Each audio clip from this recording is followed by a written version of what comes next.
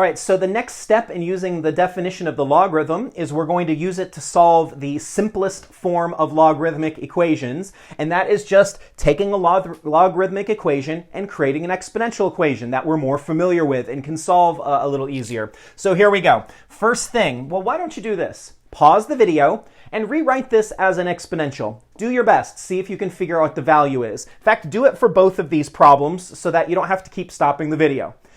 Now, welcome back. Here we go. So the base of this logarithm is 2. The exponent, the logarithm, is always equal to an exponent. To the fourth is equal to x. Well, this is a nice relaxing equation. 2 to the fourth, 2 times 2 is 4, times 2 is 8, times 2 is 16. So the solution to this one is 16. The next one, the base is 4.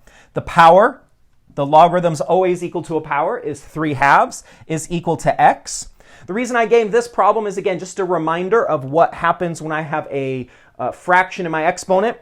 A fraction of the exponent, the denominator is the index of your radical. So this is a square root. So I have the square root of 4 raised to the third power. Well, the square root of 4 is 2, so this is 2 raised to the third power, and 2 to the third power is equal to 8. And so the solution to this equation is 8.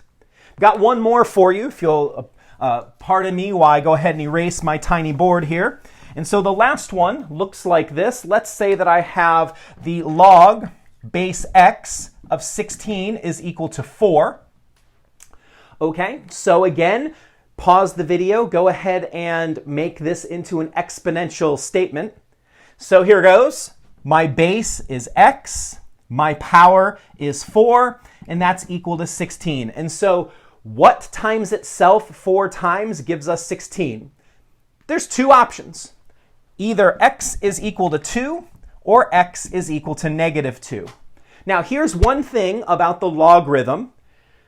If you remember in our exponential statements, we said that the base of the exponential, this was several videos ago, the base of the exponential is always positive. So thus, the base of the logarithm is always positive. Okay, so we're not ever going to have a negative base. So for that reason, the -2, we're going to throw that out. And so the solution is 2.